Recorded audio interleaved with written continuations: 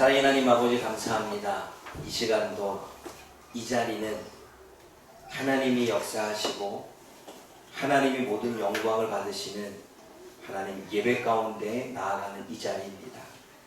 오로지 하나님의 영이 임하사 오로지 우리들의 입술로 우리들의 마음으로 주님을 경외하며 하나님 앞에 모든 감사를 올려드리며 간절히 주님의 도우심을 구할 수 있는 시간이 되어질 수 있도록 하나님 함께하여 주옵소서. 오늘도 우리에게 주시는 하나님의 말씀을 듣고 이 안에 담겨진 그 뜻들을 깨달아가기를 원합니다. 성령님 임하사 깨닫게 하시고 또한 삶에서 적용하며 또한 그렇게 주님의 말씀대로 순종하며 살아낼 수 있도록 함께하여 주옵소서. 예수님의 이름으로 감사하며 기도드립니다. 아멘. 오늘 저와 여러분들이 함께 나눌 말씀은 예수님의 기도에 관련된 이야기입니다. 제가 복음서를 이제 그 역대기 순으로 기록된 순서로 읽어가면서 이제 예수님이 기도하셨고 그 예수님이 기도한 내용은 무엇이었고 그리고 그 예수님의 기도한 내용에 대해서 하나님은 어떻게 응답하셨는지에 대한 이 말씀들을 금요일날 나누려고 합니다. 그래서 오늘은 예수님이 공생애를 첫 시작하실 때에 세례를 받으시며 기도하시는 장면이 오늘 본문의 이야기죠. 먼저 그 전에 우리가 이야기를 좀 나눈다면 예수님의 구원의 길을 준비하고 있는 세례 요한을 보게 됩니다. 세례 요한은 예수님의 길을 예수님이 구원의 사역을 하기 위해 나타나신 그 길을 미리 나와서 준비한 사람이지요. 오늘 본문의 말씀을 보게 되면 2절 말씀에 하나님의 말씀이 빈들에 있는 유대 광야에 있는 사가랴의 아들 세례 요한에게 임하게 되어집니다. 하나님의 말씀이 임했는데 하나님의 말씀이 임했다는 것은 여러 가지로 우리가 생각해 봐야 됩니다. 여러분 예전이나 지금이나 성령께서 하나님이 우리에게 말씀하실 때는 동일합니다. 우리의 생각 속에 주실 수도 있고요.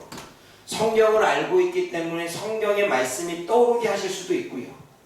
그리고 때로는 가다가 갑자기 한 단어가 떠올라서 그 단어를 통해서 주님이 우리에게 주시는 사인이 있겠지요. 지금 2절 말씀을 보면 하나님의 말씀이 빈들이라고 하는 유대 광야에 있는 세례 요한에게 임하게 되어집니다. 그럼 세례 요한이 유대 광야에 있었다는 이야기입니다. 유대 광야 세례 요한은 뭐 했을까요? 세례 요한은 광야 가운데 하나님을 만나려고 하나님께 기도하며 묵상 중에 있었습니다. 하나님 안에서 훈련을 받고 있었죠. 그때 하나님은 세례 요한을 부르시는 말씀 그리고 세례 요한이 해야 될 사명을 부여하시지요. 그게 오늘 본문에서 임했던 말씀이 바로 그 3장 4절의 이야기입니다. 3장 4절과 5절과 6절을 읽어볼까요? 이 말씀은 이사야 40장 3절에 대한 이야기지요. 여러분 3절, 4절, 5절, 6절 읽어봅니다. 시작. 네가 이스라엘 세계에서 너희는 주의 길을 준비하라. 그의 오실 길을 복귀하라. 모든 골짜기가 메워지고 모든 성읍과 작은 산이 낮아지고 모든 곳이 낮아지고 만민이 평안해질 것이요 모든 백자가 하나님의 권하심을 보리라 하노라. 여러분 제가 전에 있던 교회에서 이제 사역을 그만두고 개척을 한 이유 중에 하나가 기도 중에 하나님께서 저에게 이사야 66장 몇 절인가요? 갑자기 까먹었네. 어쨌든 말씀을 주셨고 그 말씀이 너는 성문으로 나아가라 백성들이 올 길을 수축해라 그들이 넘어지지 않도록 그 길을 닦아라 라고 하는 그러한 말씀을 주셨습니다. 그 당시에 제가 유학을 갈 것이냐 개척을 할 것이냐의 기도 중에 하나님은 그 말씀을 나에게 주셨고 그 말씀 때문에 저는 유학을 접고 어떻게 해요? 개척을 시작했습니다. 제가 개척을 시작한 것은 하나님이 이사야 말씀을 저에게 주셨기 때문에 그 말씀에 부르심을 받고 사명을 받아 개척을 시작한 거죠. 마찬가지입니다. 유대 광야 가운데 구약의 성경을 읽고 있었던지 아니면 기도 중에 있었든지 세례 요한은 하나님의 말씀을 받고 하나님의 말씀이 임하는데 그것이 지금 이사야 40장 3절의 이야기입니다. 이사야 40장 3절의 구약의 말씀은 어떠한 말씀입니까? 광야에서 외치는 자의 소리가 되라는 것입니다. 주의 길을 준비하는 자가 되라는 것입니다. 예수님이 올 길을 올바르게 준비하라고 지금 세례 요한을 부르시고 계시고 사명을 부여하고 있는 것입니다.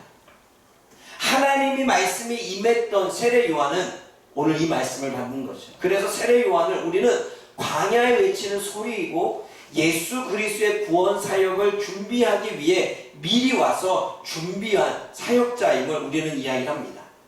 세례 요한은 하나님으로부터 예수님이 구원 사역을 준비하기 위해 부르심을 받은 것을 우리가 알게 되어지죠. 왜냐하면 3장 6절을 보면 모든 육체가 하나님의 구원하심을 보리라. 그러니까 하나님의 구원은 예수 그리스도의 임하심, 그 예수 그리스도를 통해서 이루어질 구원 사역에 대한 그 준비로 지금 세례 요한을 보내고 있는 것입니다. 그러면 세례 요한은 예수님의 구원 사역을 위해 무엇을 준비했을까요? 세례 요한이 등장하자마자 했던 것은 회개해라, 천국이 가까이 왔다, 그리고 세례를 베푸는 것입니다. 다른 복음서에서는 회개하라, 천국이 가까이 왔다 외치고 세례를 베풀었다고 이야기하는데 오늘 누가복음에서는 3장 말씀에 죄사함을 받게 하는 회개의 세례를 묶어서 이야기합니다. 3절 말씀 읽어봅니다. 시작. 요한이 요단강 두 강가에 와서 제사함을 받게 하는 회개의 세례를 전파하니 세례 요한이 예수 그리스도의 구원 사역을 준비한 것 중에 하나는 회개시키는 것이었습니다. 지금 살아가는 자신의 삶을, 지금 살아가고 있는 자신의 신앙을 한 번쯤 돌아보고 뉘우칠 수 있도록 회개해라라고 하는 그것이 예수 그리스도의 구원 사역의 하나의 준비 과정이었죠. 그리고 또 하나는 세례를 베풀었습니다. 세례는 무엇입니까? 회개하고 온 자들에게, 회개하고 예수님을 영접한 자들에게 구원의 길로 들어가는 증표로 세례를 주는 것입니다. 너는 이제 죽었으니 다시 살아났다 라고 하는, 이제는 너는 더 이상 이전의 사람이 아니라 새로운 사람이 되어졌다 라고 하는 세례를 베푸는 것이요. 그러니까 회개는 뉘우치고 깨달아서 돌이키고, 그러면 이제는 회개를 했다면 세례는 그 뉘우치고 깨달아서 돌이켰기 때문에 이전과 같이 살지 말고 새로운 사람으로 살아라 라고 하는 마음으로 베푸는 것이지요. 이것이 예수님의 구원 사역을 준비하는 세례 요한의 사역이었습니다. 그런데 여러분, 세례를 받으러 나오는 사람들에게 세례 요한은 강하게 책망합니다. 오늘 본문의 말씀 7절 말씀에 세례를 받으러 나오는 사람들에게 독사의 자식들아 라고 말하면서 8절 말씀에 회개에 합당한 열매를 맺어라 라고 말하는 거예요. 이들이 회개를 했는지 안 했는지 모르겠습니다. 어쩌면 회개를 한 사람도 있었고 회개를 하지 않고 세례를 받으러 온 사람도 있었을 것입니다. 그런데 회개했다고 하는 사람들 중에는 세례 요한이 뭐라고 말하냐면, 회개를 했니? 그러면 그것에 합당한 열매를 맺어야 될 거 아니냐? 합당한 열매를 무엇인지를 모르고 그들은 그렇게 그냥 찾아온 거지요. 그래서 그들에게 세례에 합당한 열매를, 회개에 합당한 열매를 맺고 구원을 받기 위해서는 이미 심판, 예수님의 구원의 계획이 시작되어졌기에 얼른 회개의 세례를 받으라고 이야기를 하고 있습니다. 그랬더니 여러분 10절 말씀 읽어보십시오. 10절이 뭐라고 사람들이 이야기를 합니까? 3장 10절입니다. 시작. 우리가 물을 때 그러나 우리가 무엇을 하리까? 우리가 묻습니다. 회개에 합당한 열매가 무엇입니까? 회개에 합당한 열매, 좋은 열매가 되라고 말씀하는데 이 말씀이 무슨 말씀입니까? 라고 묻자 세례 요한이 대답을 해줍니다. 11절에 부유한 자들에게 이야기를 하지요. 너희들이 속옷 두 벌이 있느냐?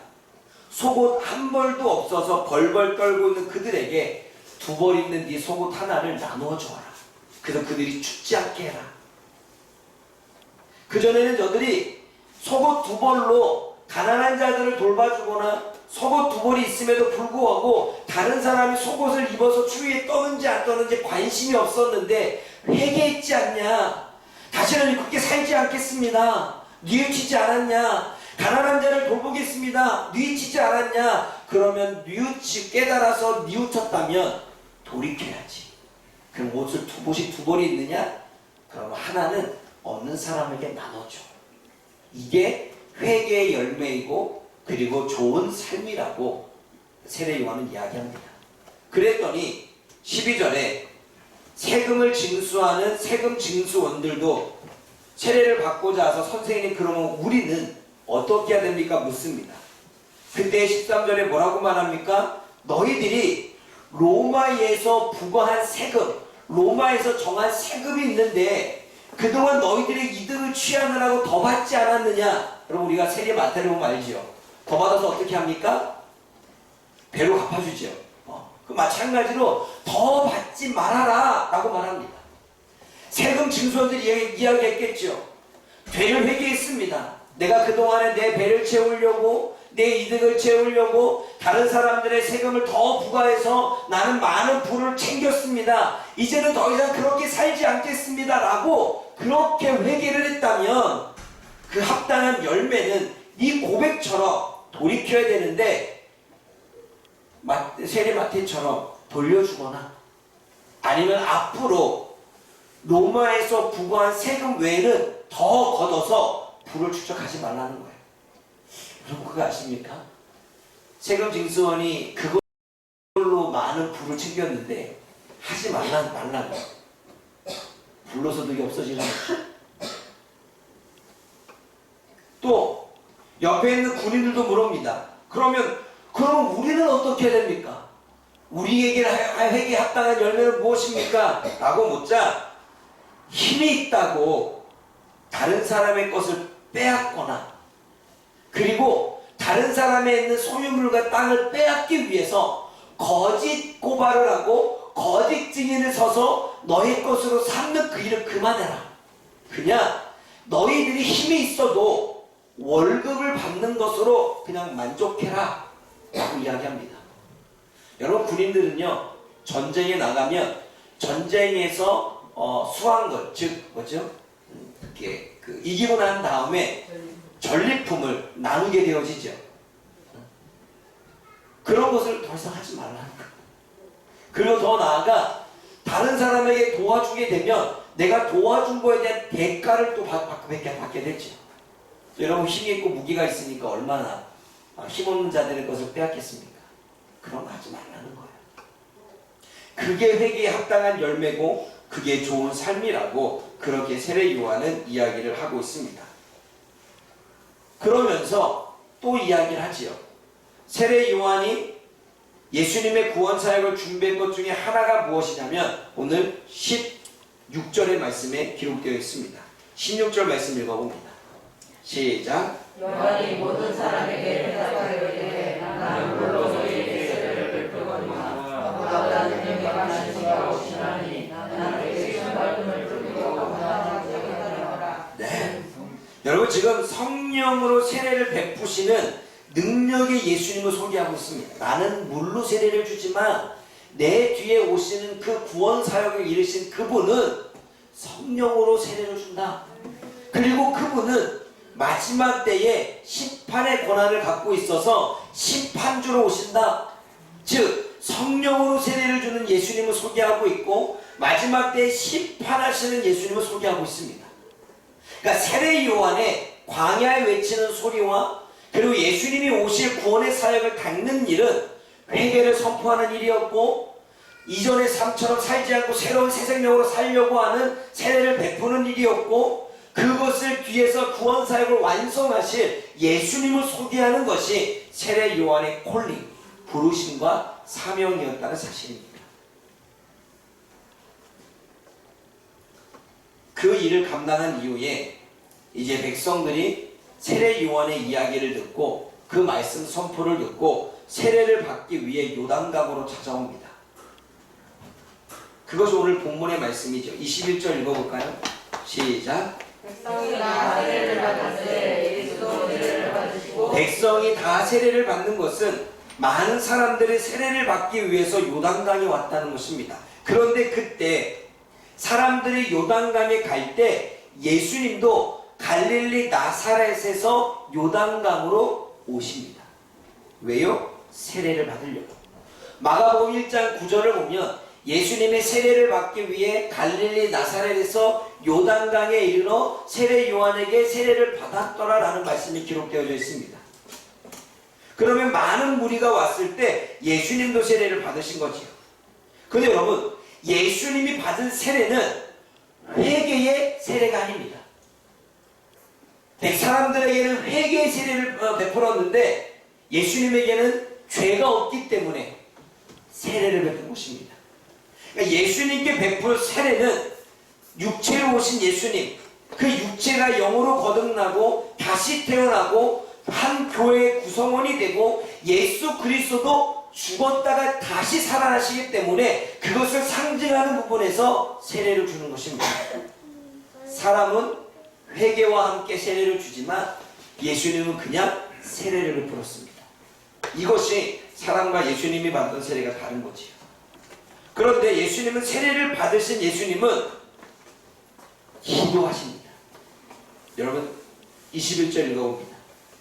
시작. 백성이 다 세례를 받았으되 예수도 세례를 받으시고 기도하시되 마태복음 3장에 그리고 마가복음 1장에는 같은 내용이 기록되어져 있는데 예수님이 세례를 받으신 사건이 기록되어져 있는데 오늘 누가복음에서만 예수님이 세례를 받고 기도하셨다는 말씀이 기록되어집니다.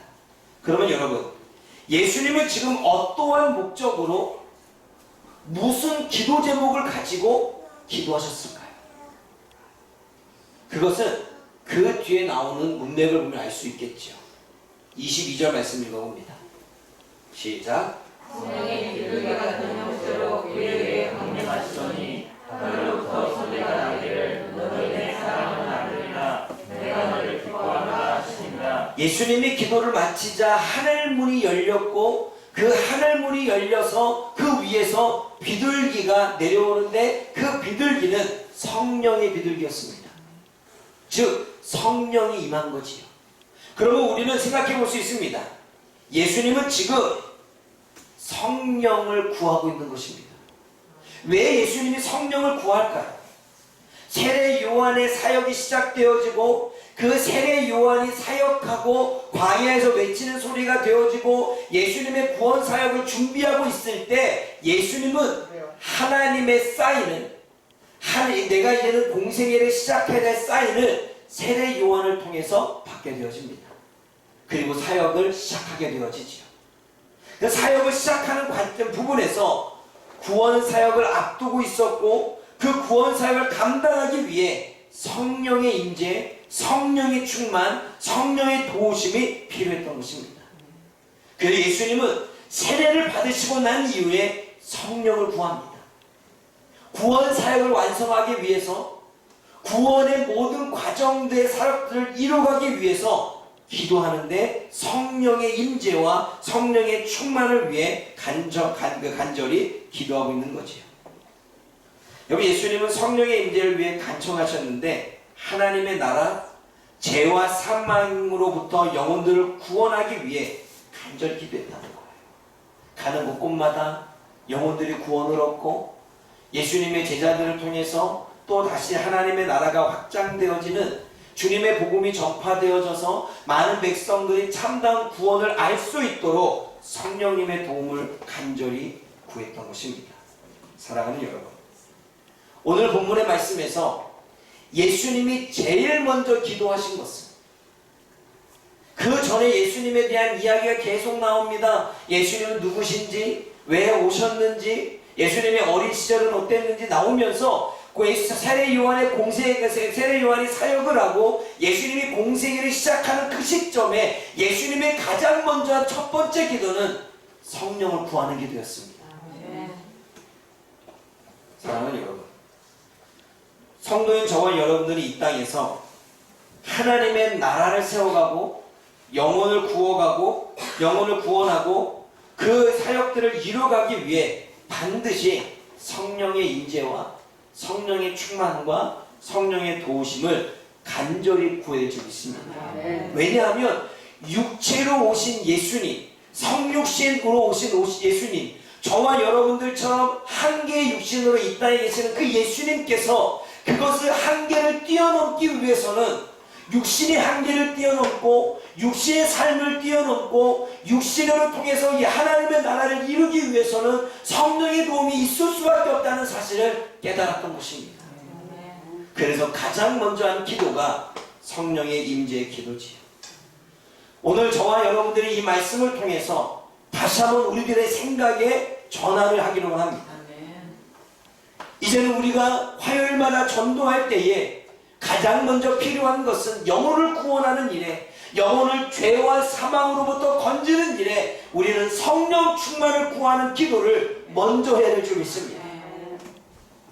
저와 여러분들이 SQ를 하고 목양 놀이터를 하는 것도 너무나 중요하지만 이러한 영혼을 구원하는 사역에, 여러분 목양 놀이터를 하려고 했더니 많은 사람들이 전화해서 교회에서 하나요? 전도 때문에 하나요?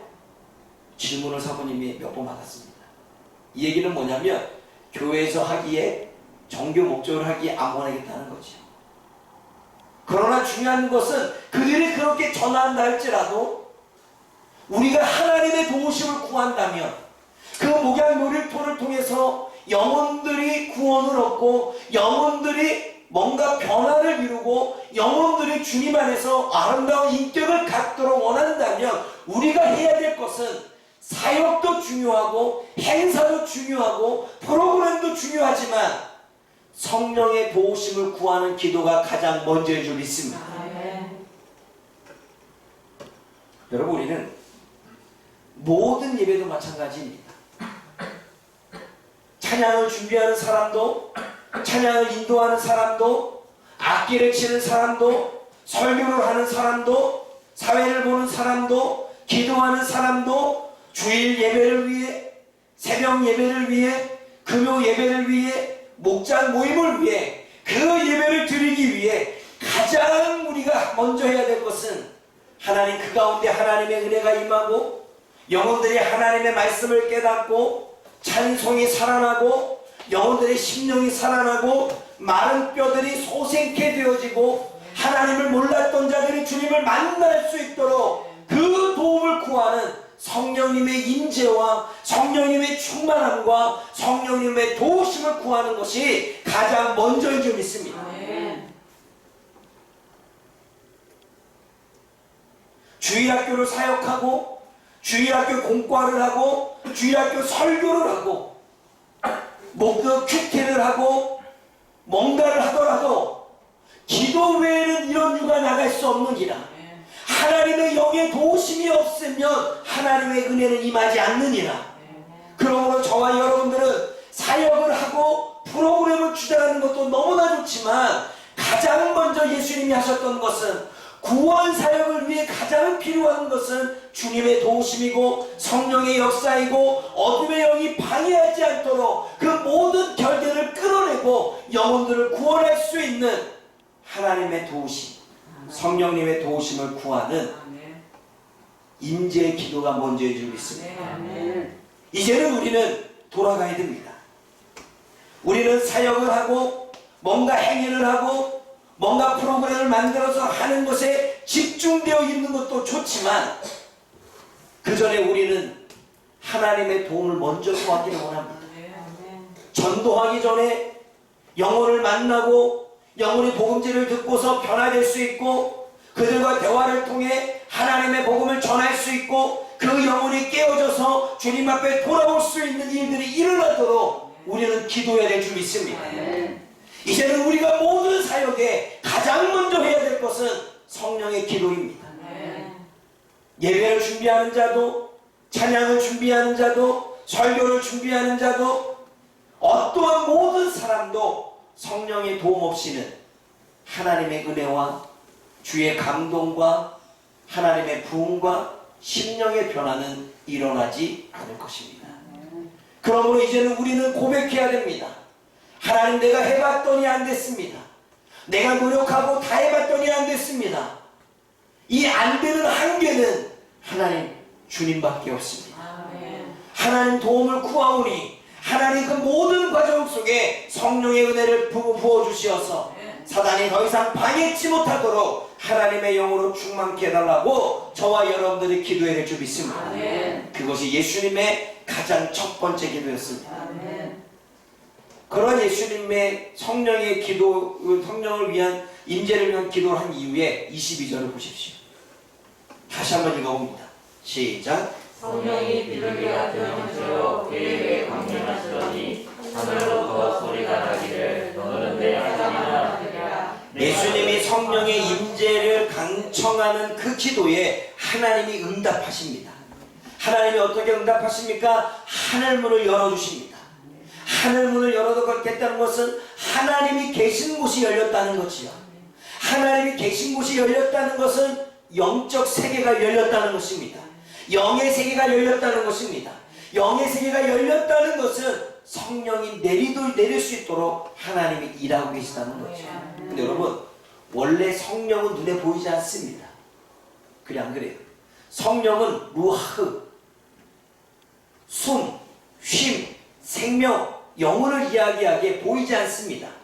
그런데 오늘 성령이 임했는지 임하지 않았는지 알 수 없기에 성령이 비둘기 같은 형체로 임하게 되어집니다. 비둘기 같은 형체로 임했다고 하는 것은 성령이 바람과 숨으로 보이지 않는데 눈에 보여지는 가시적인 것으로 임했다는 것입니다. 즉 성령이 임했던 증거가 비둘기 형체로 나타난 것입니다. 또 성령이 임했던 증거로 하나님의 음성이 들린 것입니다. 즉 성령의 임재를 우리는 알 수 없지만 비둘기를 보여줌으로 성령이 임하는 것을 보게 하셨고 하나님의 음성을 듣게 하심으로 청각적인 것으로 성령의 임재를 듣게끔 하셨다는 거지. 사랑하는 여러분, 초대교회에 그들의 마가의 다락방에서 기도할 때 성령의 증거가 나타납니다. 땅이 진동하고 혀가 불의혈처럼 갈라져서 방언을 시작하고 있는 증거들이 나타나지요. 반드시 우리가 성령을 구하면 하나님은 성령에 구한다는 그 부분에 응답을 해주시는데 증거를 보여주십니다.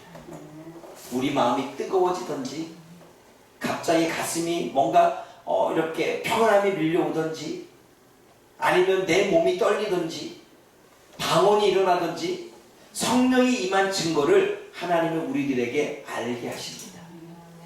그러므로 내가 성령을 받았느냐 받지 않았느냐를 알 수 있겠죠.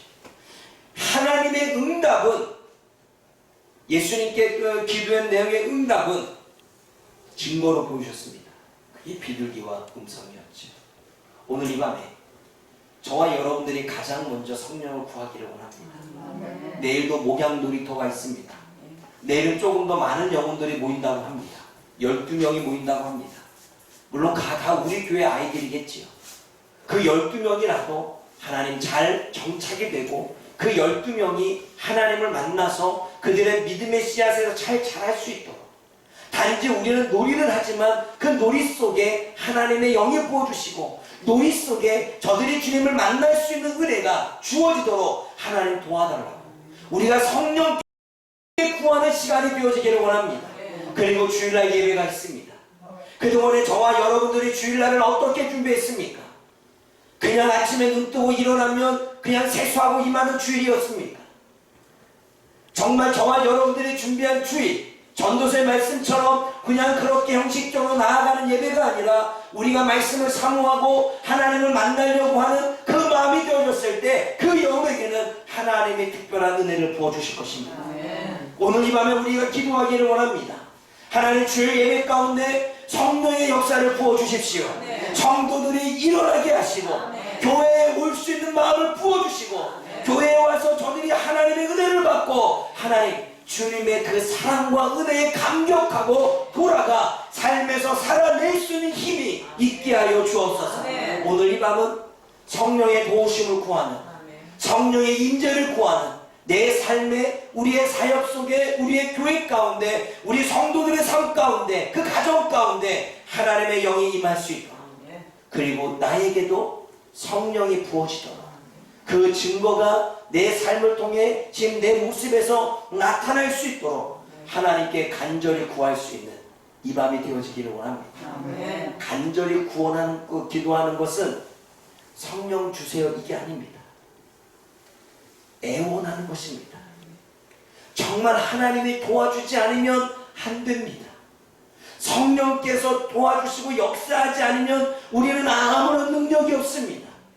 주님만이 그 모든 것들을 이루실 수 있습니다 라고 하는 간절함이 있을 때 하나님은 우리들에게 성령을 부어주실 것입니다. 아멘. 기도하겠습니다. 하나님, 예수님도 육신의 한계를 가지고 하나님 나라와 그의 의 또한 구원 사역을 이루어가시기 위해서 일하실 때 제일 먼저 성령을 구했습니다.